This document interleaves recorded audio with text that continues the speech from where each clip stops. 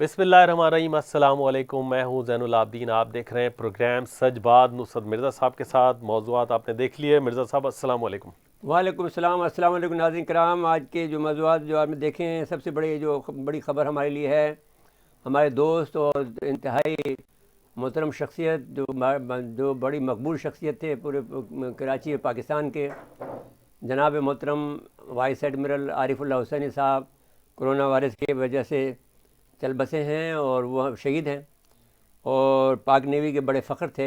یہ وہ آدمی جنہوں نے 2016 میں جب پاکستان میں جو نیوی کے فلیٹ کے کمانڈر تھے اس وقت انہوں نے پہلی جو ابدوز آئی تھی انڈیا کی، اس کو انہوں نے دیکھ لیا تھا یا پکڑ لیا تھا، اس کو کہا جاتا ہے دیکھ لینے کا مطلب پکڑ لیا تھا۔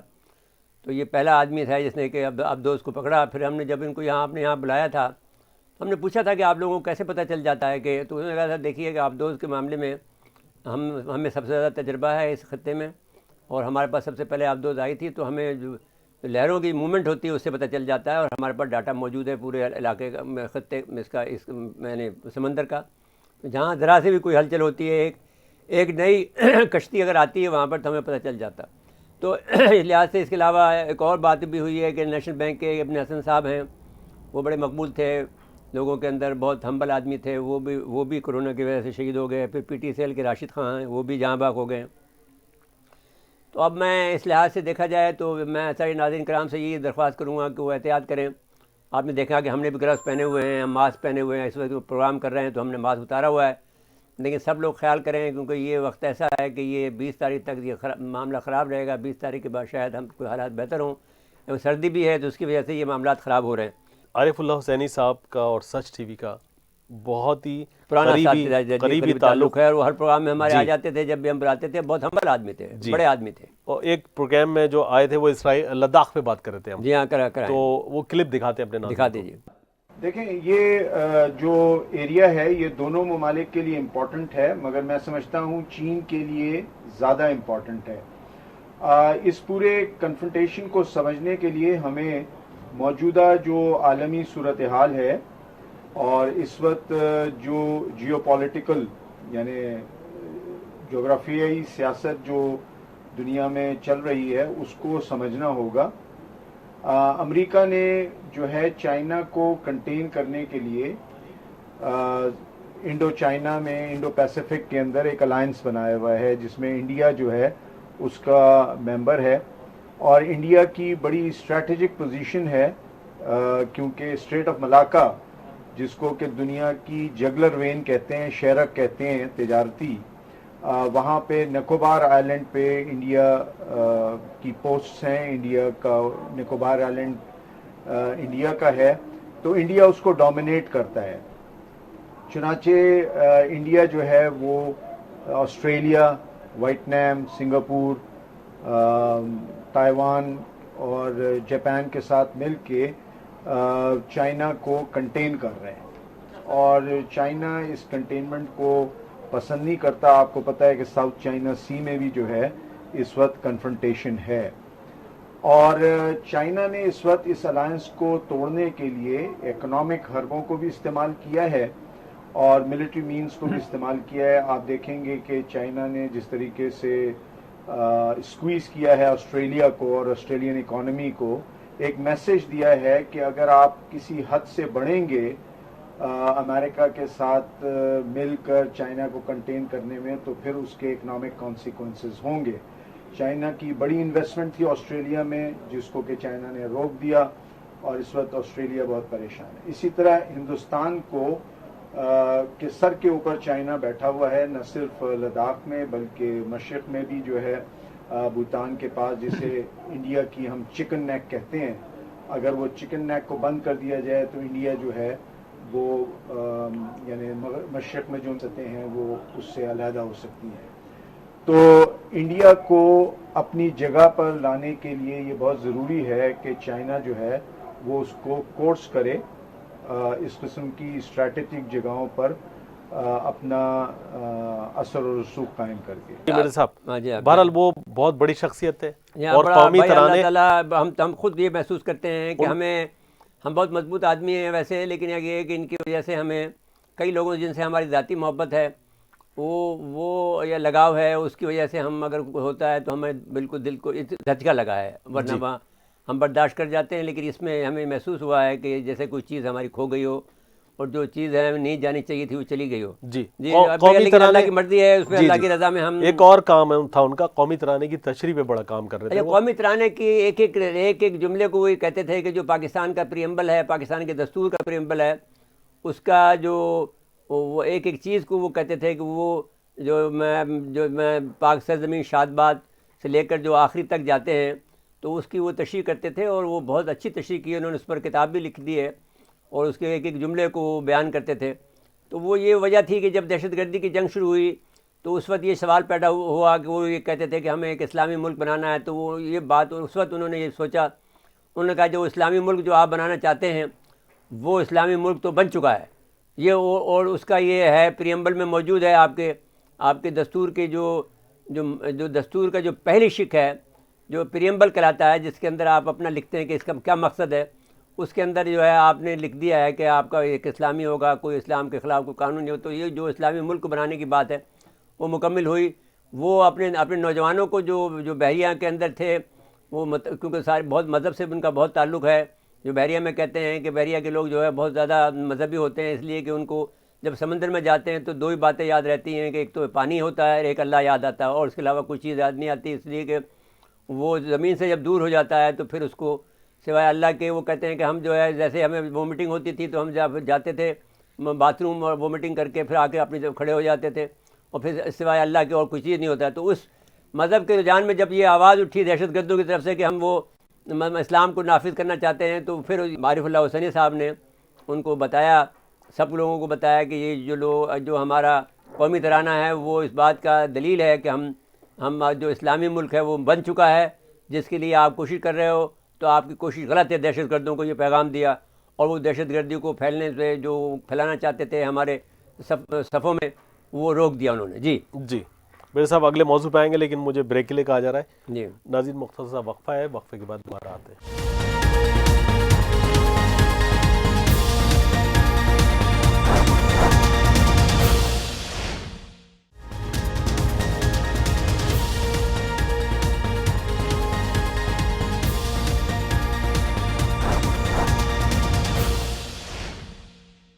ایک دفعہ پھر پروگرام میں خوش آمدید کہتے ہیں.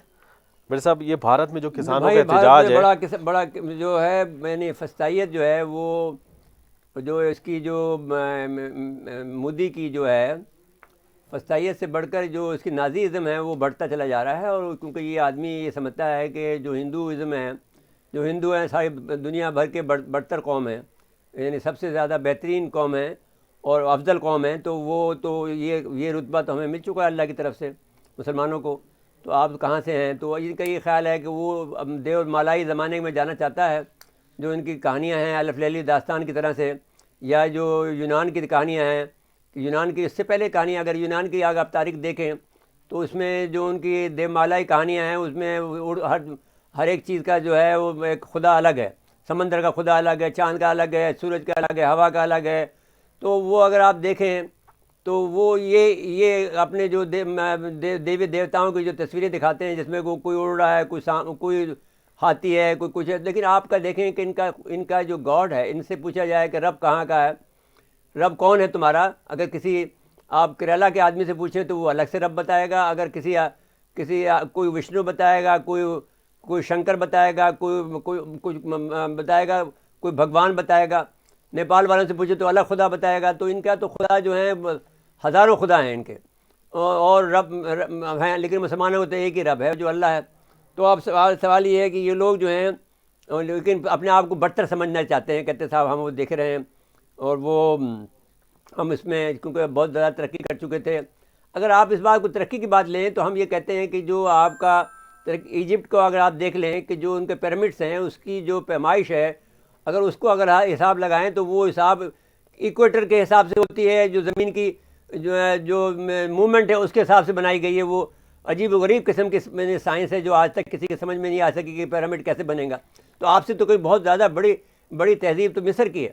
تو اگر آپ اس طرح سے جو میں یہ بات کہنا چاہتا ہوں جو ہندوستان کے جو بڑے بڑے دانشور ہیں ان کو سمجھانا چاہتا ہوں کہ تم نہیں ہو، تم اپنے آپ کو دیکھیں. اول تو یہ کہ ذات پات سے آگے نکل سکے ہو ابھی تک. جب دنیا اللہ تعالیٰ نے ارتقائی منازل سے گزر کر جب سب کو انسانوں کو برابر قرار دے دیا, اور جب رسول اکرم صلی اللہ علیہ وسلم کو بھیجا, انہوں نے جو آخری خطبہ دیا اس میں فیصلہ کر دیا کہ نہ کسی عجمی کو نہ کسی عربی پر فوقیت حاصل ہے, تو تم کہاں سے افضل ہو گئے ہو؟ تو اب اس لحاظ سے دیکھا جائے تو آپ ظلم کر رہے ہیں, اور آپ نے پہلے مسلمانوں کے ساتھ کیا, آپ سکھوں کے ساتھ کر رہے ہیں. اچھا, اب آر ایس ایس کے گنڈوں کو آپ نے کیا ہے جی, جو وہ آر ایس ایس گنڈے جو ہیں وہ اب بہت بڑی تعداد میں وہاں پر آدمی جو ہیں سردی کے اندر پڑے ہوئے ہیں اور اموات ہو رہی ہیں, جس کی بہت سی جو ہیں بھارت میں احتجاج کی وجہ سے بہت لوگ مر رہے ہیں اور بہت سے لوگ خودکشی کر رہے ہیں.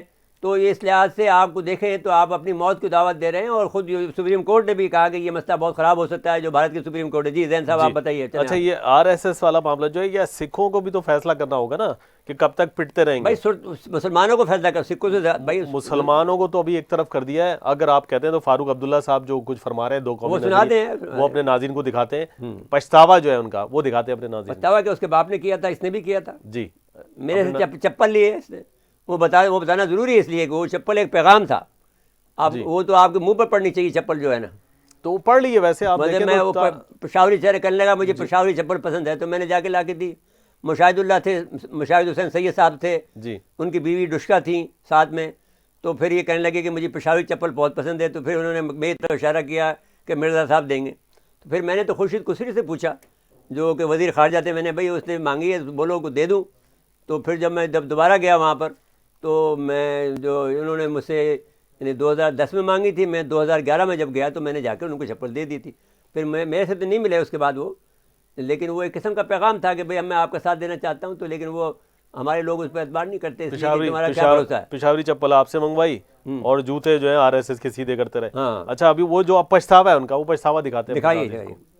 مگر ایک بات سچ ہے کہ جب جواہر لال جی اور یہ سب تھے, مہاتما گاندھی نے آفر کیا تھا جناح صاحب کو, قائد اعظم کو, کہ وہ یہاں کے وزیر اعظم بنے, مگر قائد اعظم نے اس وقت سب کے سامنے یہ کہا آج تو آپ مجھے وزیر اعظم بنائیں گے, مگر کل کیونکہ آپ کی میجورٹی ہے آپ مجھے کبھی بھی گرا سکتے ہیں, اس لیے مجھے بہتر ہے کہ موت ایٹن پاکستان میرے لیے بہتر ہے بنسبت کہ اس ملک کا وزیر اعظم بننا جہاں پہ کوئی اعتبار نہیں ہے. اور آج وہ ثابت ہو رہا ہے. آج جس طرح سے ملک کو ایک الگ طریقے سے لیا جا رہا ہے, میں سمجھتا ہوں یہ کبھی انسان سوچ نہیں سکتا تھا. ہم لوگوں کے خواب و خیال میں یہ بات نہیں تھی کہ یہ ایک ایسے سیکولر ملک کو اس طرح بدلانے کی کوشش کریں گے جو میں سمجھتا ہوں ان کے لیے بہت خطرناک ہوگا. جی مرزا صاحب, اور اللہ کرے کہ ان کو بات سمجھ میں آ جائے, اللہ کرے بھائی اور رجوع کریں اپنے. نہیں ہے تو بھائی ان کو بات آ جائے اور مسلمان بنے. جی, مسلمان کا کام یہ ہے کہ وہ ہر ڈرے نہیں. سارے ہندوستان کے مسلمانوں اقبال کو بس فالو کرو تم, اور قائد اعظم کو فالو کرو. تم نے دیکھو کس طرح سے جنگ لڑی اس آدمی نے, دونوں آدمیوں نے ایک نے جو ہے وہ نظریہ دیا اور دوسرے نے جو ہے وہ اس کو نظریے کو امپلیمنٹ کیا. تو اب دو قومی نظریہ جو ہے وہ کتنا آپ کا صحیح ہے. جی اب اسرائیل پہ بات کر لیں. جی, اسرائیل پہ آ جائیں. دیکھیے سعودی عرب کے اندر میں اسرائیل کے معاملے میں اختلافات واضح ہو کر سامنے آ گئے ہیں. جی, اور جس میں ترکی الفیصل جو ہیں, جو کہ فیصل صاحب کے بیٹے ہیں, وہ ترکی الفیصل جو ہیں وہ بہت بڑے آدمی ہیں, ان کو گرفتار نہیں کر سکتا یہ محمد بن سلمان. سیکورٹی چیف بھی رہے ہیں, سیکورٹی چیف بھی رہے ہیں, امریکہ میں سفیر بھی رہے ہیں. جی, اور ایک بہت بزرگ آدمی ہیں. وہ ان کی ویڈیو دکھاتے ہیں پہلے, اور پھر انہوں نے اپنا ایک سرکل بھی بنا لیا ہوگا نا, ظاہر ہے سفیر وہ بڑا چینج داری ہیں. جی, سم تھنگ ہیپننگ. تو آپ نے اچھا ان کا اور محمد بن سلمان کے اس موقف میں جو تضاد ہے وہ دکھاتے ہیں اپنے ناظرین کو. They humbly depict themselves as a small existentially threatened country surrounded by bloodthirsty killers who want to eradicate her from existence. They profess that they want to be friends with Saudi Arabia, and yet all Israeli governments are the last of the Western colonizing powers of the Middle East. Israeli governments have arrested thousands of the inhabitants of the lands they are colonizing and incarcerated them in concentration camps under the flimsiest of security accusations, young and old, women and men, who are rotting there without recourse to justice. You cannot treat an open wound with palliatives and painkillers. For that to happen, the Arab Peace Initiative must be implemented with regard to Palestine. جی میرے صاحب دیکھیے یہ بحرین میں ایک conference ہوئی تھی اور اس conference میں انہوں نے یہ کہا کہ اسرائیل ایک خونخوار ملک ہے جو ہمارے بے گناہ بھائیوں کو قتل کرتا رہا ہے، یہ ابھی ہوئی ہے ایک ہفتے پہلے. جی مغرب کی حمایت سے مشرق وسطیٰ کو اپنے قانونی بنانے کے لیے کوشاں ہیں. انہوں نے کہا اسرائیلی حکومت ہزاروں لوگوں کو بلا وجہ گرفتار کرتی ہے، انہیں ان کی زمین سے بے دخل کر کے کیمپس میں رکھتی ہے اور اسے اپنے لیے سیکورٹی کا نام دیتی ہے. بچوں، عورتوں، جوانوں، بزرگوں کے ساتھ نہایت ہی بہیمانہ سلوک کرتی ہے. سعودی عرب سمیت یہ عرب ملکوں کے لیے ایک شدید خطرہ ہے. اسرائیل ناسور ہے جس سے درد کی دوا سے ٹھیک نہیں کیا جا سکتا. اس کے لیے فیصلہ کن اقدامات کرنے ہوں گے. اس کے لیے جو تجاویز دی جائیں ان پر عمل درآمد کرانا ہوگا. یہ ترکی الفیصل کہہ رہے ہیں، آج کے دن کہہ رہے ہیں، آج کے زمانے میں کہہ رہے ہیں، جبکہ محمد بن سلمان ان سے ملتا پھرتا ہے.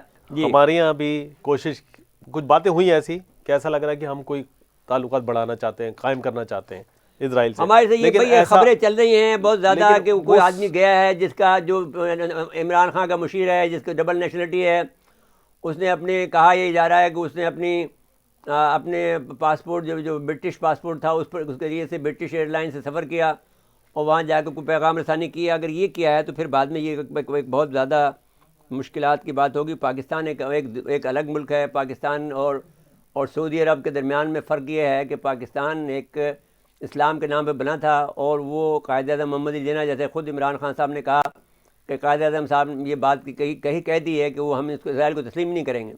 تو اگر آپ نے اس روش پہ گئے تو یہ بات ٹھیک نہیں ہوگی. پاکستان کے اندر بہت بڑا انقلاب آ جائے گا اور پاکستان میں بہت افراتفری پھیلے گی اور آپ کسی کی بھی حکومت نہیں رہ سکے گی.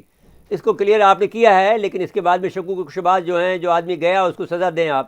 اس کے علاوہ کوئی حل نہیں ہے. میرے صاحب ایک اور بات کہیے، یہ ترک اگر آپ یہ بات بھی ہے کہ صاحب آپ اس میں کوئی پالیٹکس کر رہے ہیں تو بھائی وہ تم سے زیادہ انہوں نے من و سلوہ کھایا ہوا ہے، تم سے زیادہ پالیٹکس سمجھتے ہیں، تو وہ اس سے کوئی بہتر کھیل کھیلنا پڑے گا. تمہیں وہ آتا نہیں ہے، نہ ہمارے اداروں کو آتا ہے. میں یہ بات کہنا چاہتا ہوں کہ اگر کوئی بات پھر آپ کو سیکھنا پڑے گا کسی سے، کہ بھائی کسی عالم سے سیکھنا پڑے گا کہ کیسے ان کے ساتھ میں ڈیل کیا جائے اسرائیلیوں کے ساتھ میں. جی میرے صاحب سعودی عرب میں تو دو نظریہ آ گیا سامنے. اب وہ جو نظریہ اسرائیل خلاف ہے اس کو نہیں چاہیے کہ وہ حزب اللہ، ایران ان سے قریب آئے تاکہ کوئی سب کچھ کر رہا ہے، مشترکہ حکمت عملی بنے. نہیں وہ تو بھائی دیکھو جو وہ کر سکتا ہے، وہ براکو کو اس نے منوایا، اس میں بڑی ان کی جو سرکاری اخبارات ہیں وہ بڑی سرخیوں سے میں چھپوایا کہ ہم نے دیکھو کتنا بڑا کام کر دیا.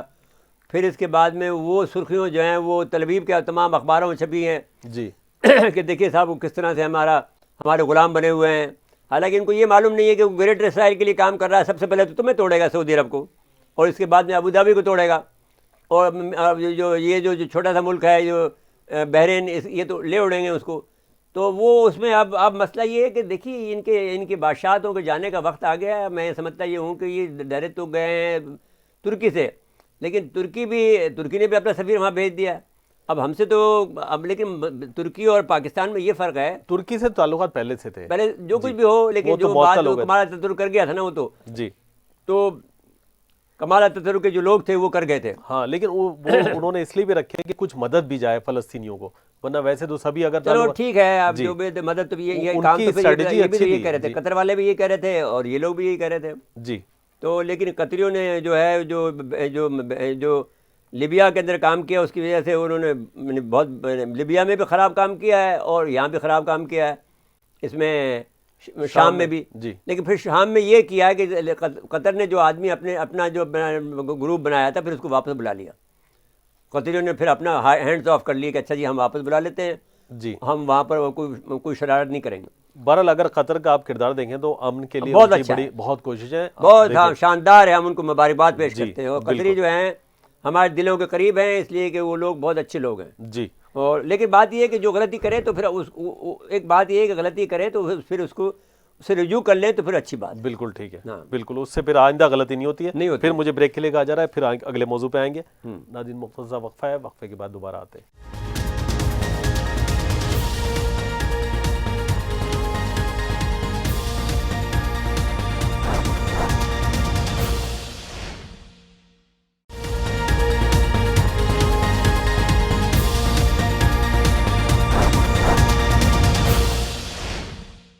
ایک دفعہ پھر پروگرام میں خوش آمدید کہتے ہیں. میرے صاحب طالبان کا جو وفد آیا ہے اس پہ رحیم اللہ یوسفزئی صاحب جی برادر محترم رحیم اللہ یوسفزئی صاحب السلام علیکم. وعلیکم السلام. بھائی جان یہ جو طالبان کا وفد پاکستان میں مشاورت کے لیے آیا ہے اس پر آپ تبصرہ فرمائیں. لیکن یہ پاکستان نے ان کو دورے کی دعوت دی ہے. پہلے بھی جو ان کے دو دورے ہوئے تھے پچھلے وہ بھی پاکستان نے دعوت دی تھی.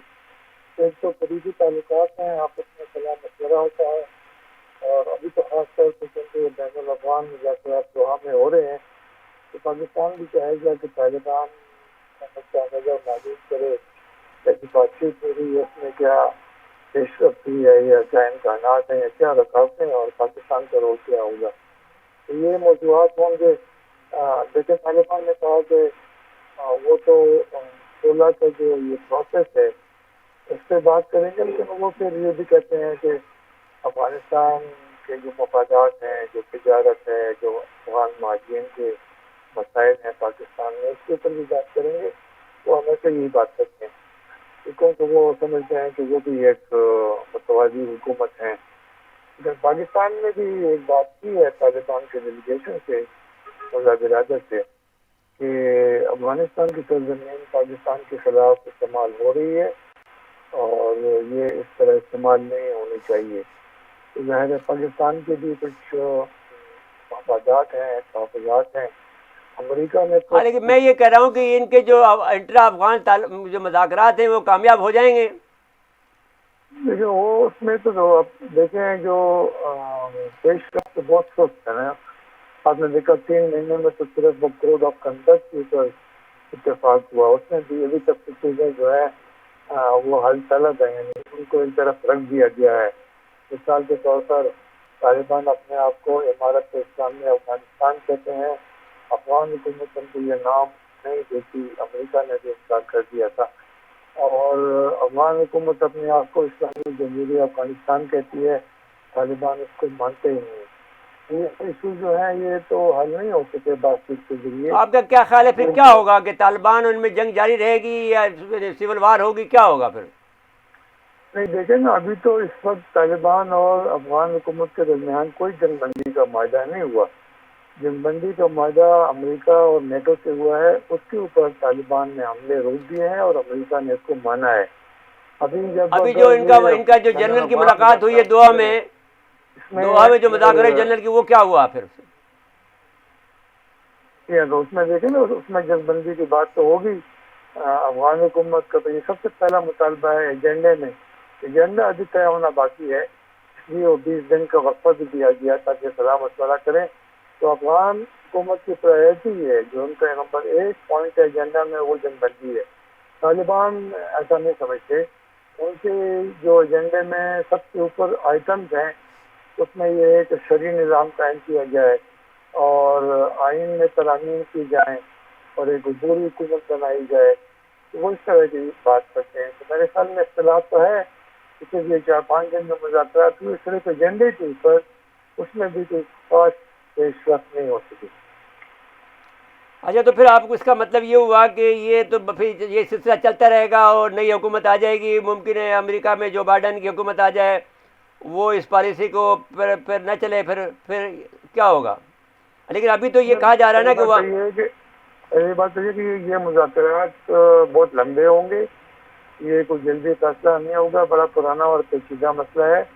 دوسری بات یہ ہے کہ اس میں اسپوائلرز کافی ہیں, یعنی افغان حکومت کے اندر اختلاف ہے. ابھی دیکھیں اشرف غنی نے کہا کہ اگلا دور مذاکرات کا افغانستان میں ہونا چاہیے. ان کے جو مخلوط حکومت کے پارٹنر ہیں عبداللہ, انہوں نے کہا کہ یہ کوئی وجہ نہیں ہونی چاہیے کہ یہ مذاکرات رک جائیں, یعنی ضرور نہیں کہ یہ افغانستان میں ہو. اور یہ فیصلہ تو پہلے ہی ہو چکا ہے کہ اگلا دور بھی دوحہ میں ہوگا. اختلافات تو کافی ہیں, افغان حکومت کے اندر بھی ہیں. طالبان البتہ اکٹھے ہیں, ان کی کمانڈ ہے. اچھا یہ بتائیں رحیم اللہ صاحب کہ یہ جو اشرف غنی کی حکومت ہے یہ کوئی بہت اسٹرانگ حکومت ہے؟ انہوں کی جو کہتے ہیں کہ ہمارے پاس فوج بن گئی ہے, جو پرانا شمالی اتحاد تھا, ہمارے رسالے وہاں موجود ہے, تو یہ کیا یہ بہت مضبوط ہو گئے ہیں پہلے کے مقابلے میں؟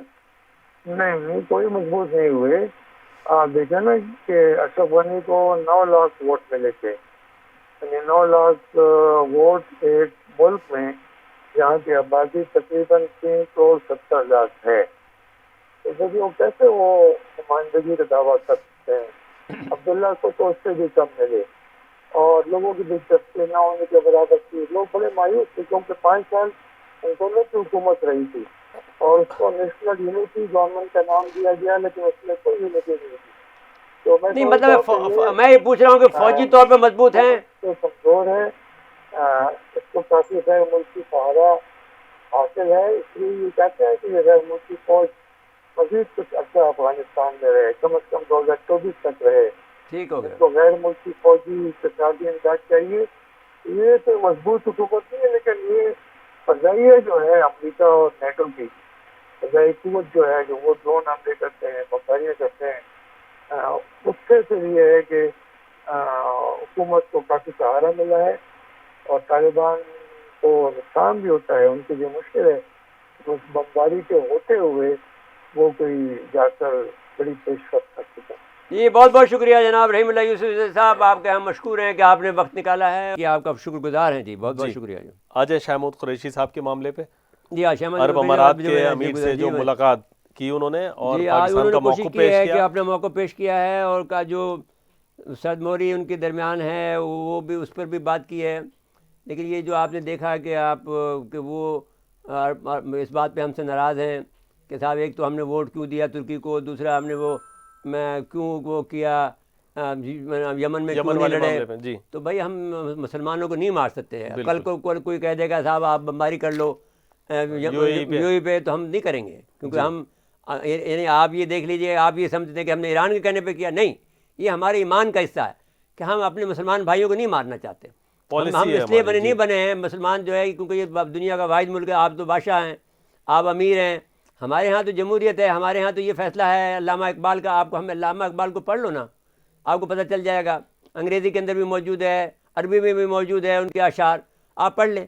ہمارے ہاں تو یہ بات نہیں ہے کہ ہم تو سارے دنیا کو اپنا جو ہے سارے مسلمانوں کو جو ہے اور ساری دنیا کے لیے امن کا جو رحمت اللہ عالمین کا جو پیغام ہے وہ ہم آگے بڑھانا چاہتے ہیں. تو مسلمانوں کو ہم کیسے ماریں بھائی؟ ہم پہ تو حرام ہے مسلمان کو مارنا.